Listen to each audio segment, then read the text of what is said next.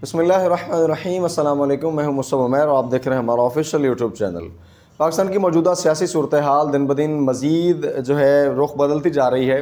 سب سے پہلے 26ویں آئینی ترمیم جو 1973 کے آئین میں کی گئی، جس کو آئینی ترمیم کہا جا رہا ہے، لیکن بہت سارے حلقوں سے آواز آ رہی ہے کہ وہ آئینی کی بجائے غیر آئینی ترمیم ہے، چونکہ اس ترمیم کے بعد چیف جسٹس آف پاکستان، عدالت اور عدلیہ جیسے الفاظ کو صرف الفاظ کے طور پہ جانا جائے گا، چونکہ عدالت کی اصل وقت اور جو 1973 کے آئین کی پہلی شکوں میں آنے والی چیز ہے کہ عدالت عظمیٰ جو ہے اپنے فیصلوں میں آزاد ہوگی، تو اس کی آزادی اور خود مختاری پر بہت بڑا سوالیہ نشان جو ہے اٹھا دیا گیا ہے، اور سمجھ لیں کہ اس پوری کی پوری آزادی کو ختم کر دیا گیا. خاص طور پر چیف جسٹس آف پاکستان کے انتخاب کے لیے جو پہلے 9 رکنی بینچ ہوتا تھا، اب اس کو چینج کر کے 14 رکنی بینچ بنا دیا گیا، اور جو مزید 5 نئے لوگ اس میں ایڈ کیے گئے ہیں، اس میں 2 لوگ جو ہیں وہ پارلیمنٹیرینز ہوں گے، 2 لوگ جو ہیں وہ اسمبلی میں سے تعلق رکھتے ہوں گے، اور ایک شخص جو ہے وہ اقلیت کا ہوگا، یعنی مینورٹیز میں سے ہوگا. لیکن اس ایک شخص کا انتخاب بھی قومی اسمبلی جو ہے اسپیکر قومی اسمبلی کریں گے. تو اسپیکر ڈیفینیٹلی جس پارٹی کے ہوں گے، جس حکومت کے ہوں گے، جس وقتی طور پہ جس موجودہ حکومت کے ہوں گے، وہ اسپیکر جو ہے آبویسلی اپنے حساب سے اپنی پارٹی کے نمائندے کو ہی اقلیت کا وہ نمائندہ مختص کریں گے. چیف جسٹس آف پاکستان کو یقیناً اپنے اختیارات سنبھالنے کے لیے، اپنی سیٹ پر آنے کے لیے موجودہ حکومتوں کی جیسے خوشامد کرنی ہوگی اور موجودہ حکومتوں کے ساتھ بنا کے رکھنی ہوگی، اور ان کا باقاعدہ طور پہ اعلی کار بن کے کام کرنا ہوگا، پھر وہ اپنے منصب تک پہنچ سکیں گے. جب ایک چیف جسٹس آف پاکستان کے عدالت تک پہنچنے، اپنی سیٹ تک پہنچنے، اپنے منصب اور اپنی اس کہہ لیں عہدے کو سنبھالنے کے لیے ان ساری چیزوں سے گزرنا پڑے گا، پھر ایسے چیف جسٹس آف پاکستان سے، ایسی عدلیہ سے اور ایسے انصاف کے اداروں سے آپ کو کس قسم کے فیصلوں کی توقع جو ہے وہ کی جا سکتی ہے. اس کے بعد 26ویں آئینی ترمیم کا معاملہ جو ہے وہ کچھ تھوڑا سا دبا، اور جیسے 26ویں آئینی ترمیم کے بعد چیف جسٹس آف پاکستان والا معاملہ تھا، چیف جسٹس آف پاکستان قاضی فائز عیسیٰ صاحب اپنا متنازع دور گزارنے کے بعد آج آخری عدالتی فیصلہ جو ہے وہ سن کر سمجھ لیں فری ہو چکے ہیں، اور ان کی باقاعدہ طور پہ کل کا دن ان کا باقی ہے، لیکن کل جو ہے ان کے لیے عشائیہ پیش کیا جائے گا. کل وہ کوئی کیس نہیں سنیں گے. آج ان کا آخری کیس تھا، انہوں نے سن لیا. کئی طرح سے وہ متنازع رہے حکومتی فیصلوں کے اندر بھی، اور خاص طور پہ جو زیادہ متنازع فیصلہ تھا ان کا دینی حلقوں کے اندر یا دینی جماعتوں میں یا ایک دینی احباب کے اندر جو چیز انڈر ڈسکشن تھی، وہ مبارک ثانی کیس کے حوالے سے تھا. البتہ اس متنازع فیصلے کو تو انہوں نے جانے سے پہلے کافی حد تک اس میں بہتری والا معاملہ ہوا کہ انہوں نے اس کو تفصیلی جاری کیا، اور تفصیلی فیصلے میں خاص طور پہ قادیانیوں کے بارے میں ان کا موقف کھل کر سامنے آ گیا، اور کم از کم وہ اس دینی حلقے کی اس تنقید کی زد سے کم از کم وہ باہر نکلنے میں کسی حد تک کامیاب ہو گئے. یقیناً وہ مکمل طور پہ اطمینان کا اظہار اس لیے نہیں ہو سکتا کہ انہوں نے اس فیصلے میں پہلے کافی ساری چیزوں میں ابہام کی صورت جو ہے خود پیدا کی. اب سیاسی کشمکش کو دیکھا جائے، سیاسی پارٹیوں کو دیکھا جائے، تو قاضی فائز عیسیٰ نے جس طرح کے فیصلے کیے، اور جس طرح سے ان فیصلوں میں جو فیصلے تحریک انصاف کے بارے میں کرنے والے چیف جسٹس کے علاوہ جو جج صاحبان ہیں ان پر جو پریشر ڈالتے رہے، اور بہت ساری ایسی خبریں جن کے بارے میں کہا جاتا ہے کہ چیف جسٹس آف پاکستان قاضی فائز عیسیٰ صاحب نے بہت سارے اپنے ڈیسیژنز جو ہیں وہ خاص طور پہ اپنی بیوی کے کہنے پہ اور باقاعدہ طور پہ ایسی بہت ساری خبریں موصول ہو رہی ہیں. لیکن اب اگر کل وہ اپنا آخری دن گزارتے ہیں، اور اس کے بعد یقیناً یحییٰ آفریدی صاحب جو تیسرے نمبر کے چیف جسٹس سے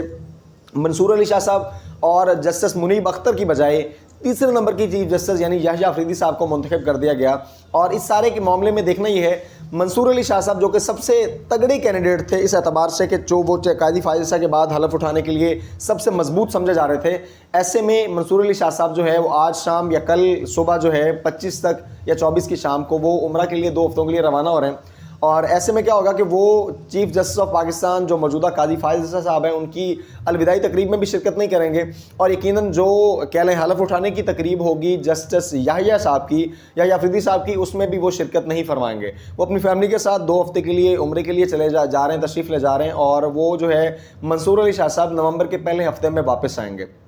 اب دیکھنا یہ ہے منصور علی شاہ صاحب جو ہے ایک مطلب سینئرٹی کے اعتبار سے اگر دیکھا جائے تو قاضی فائز صاحب کے بعد ان کا نمبر بنتا تھا، اور اگر سیکنڈلی دیکھا جائے تو منیب اختر صاحب جو ہیں، کل کا اگر کوئی فیصلہ مزید باقی رہتا ہے، اگر چیف جسٹس آف پاکستان قاضی فائز صاحب آج اپنا آخری فیصلہ سن چکے ہیں اور کل کوئی فیصلہ اس طرح کا جو ہے وہ اگر آتا ہے تو سینئرٹی کی بیس پہ منیب اختر صاحب اس فیصلے کو ہینڈل کر سکتے ہیں ڈیفینیٹلی، جب تک یحییٰ آفریدی صاحب اپنا حلف نہیں اٹھاتے. اور منصور علی شاہ صاحب چونکہ ویسے ہی عمرہ کے لیے تشریف لے جا رہے ہیں تو یہ کل کے دن کے لیے لیے عدالتوں کا کنٹرول جو ہے وہ کسی نہ کسی حد تک منیب اختر صاحب کنٹرول کر سکتے ہیں. اب سارے کے سارے تنازعات دیکھیں، ایک طرف 26ویں آئینی ترمیم جس کو غیر آئینی ترمیم کہا جاتا ہے، دوسری طرف مولانا فضل الرحمان صاحب کا اس میں کردار. مولانا فضل الرحمان صاحب نے جس طرح کہا کالے سانپ کے ہم نے دانت نکال دیے، زہر نکال دیا، تو کسی حد تک اس بات کو ماننا بنتا ہے. اگر اس میں چیف جسٹس آف پاکستان والے معاملے کو لے کر یا عدالتوں کے اس معاملے کو لے کر یہ باتیں اپنی جگہ، لیکن اگر مولانا صاحب اس میں رول پلے نہ کرتے یا مولانا فضل الرحمان صاحب اپنی اس کم طاقت کے باوجود اتنی زیادہ دیر اس مسودے کو یا اس آئین کو یا اس ترمیم کو انہوں نے روکے رکھا، اس کے بعد وہ ترمیم ہوئی بھی، اس میں مین کردار جو ادا کیا کہ اس میں جس طرح مولانا صاحب نے کہا کہ ہم نے کالے سانپ کا زہر نکال دیا، دانت توڑ دیا، تو کسی حد تک یہ چیزیں بالکل اور لاجیکلی ثابت ہوتی ہیں. ایک تو مین چیز جو انہوں نے کی، انہوں نے سود کے بارے میں ایک ڈیسیجن کو ایڈ کروا دیا، ایک شک کو ایڈ کروا دیا کہ 2028 تک سود کو ختم کر دیا جائے گا. سیکنڈلی جو بڑا کام انہوں نے کیا، مدارس کی رجسٹریشن کے حوالے سے جو ایک دینی حلقوں میں بڑا ابہام چل رہا تھا، ایک بڑی جو ہے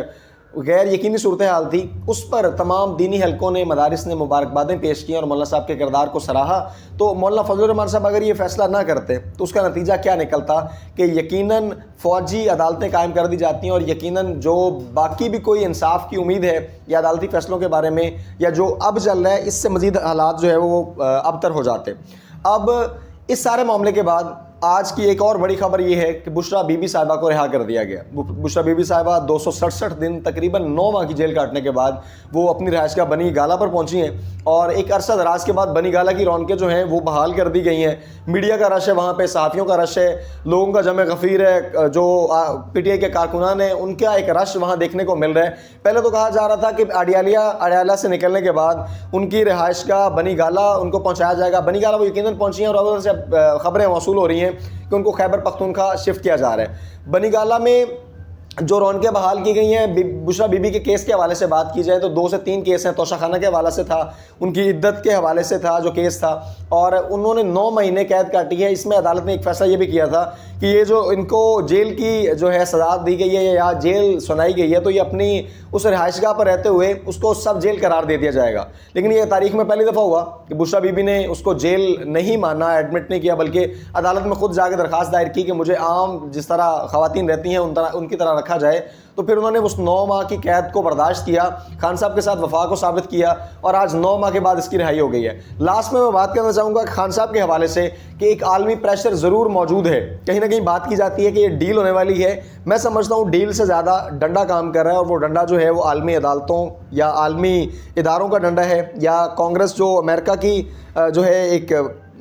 پارٹی ہے اور عالمی تنظیموں کا اس پہ پریشر ضرور موجود ہے. اور کہیں نہ کہیں خان صاحب کے لیے آج جو اسلام آباد کی عدالت نے فیصلہ کیا